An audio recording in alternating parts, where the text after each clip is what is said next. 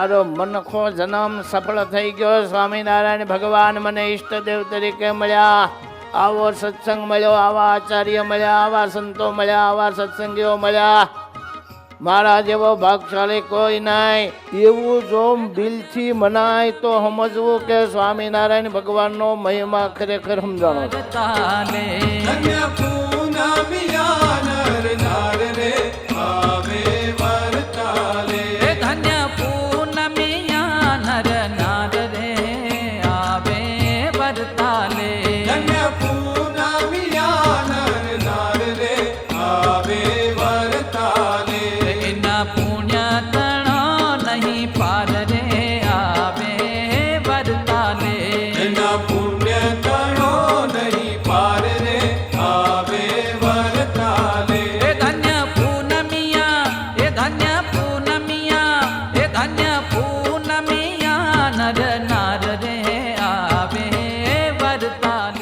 નાનકડા એવા સમૂહથી આ રવિ સભા શરૂઆત કરી હતી.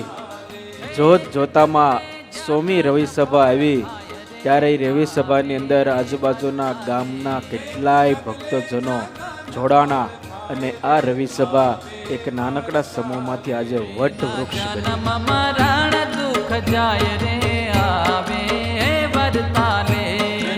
જ્યારે સ્વામિનારાયણ ભગવાને પામર વ્યક્તિઓને માણસમાંથી એક મહાપુરુષમાંથી મહાત્મા અને મહાત્માથી ચાલતા ચાલતા અક્ષરધામના મુક્ત બનાવવા માટે આપણને શિક્ષાપત્રી રૂપી અણમોલ ભેટ આપી છે. ભક્તો, આ સ્વામિનારાયણ ભગવાન છે.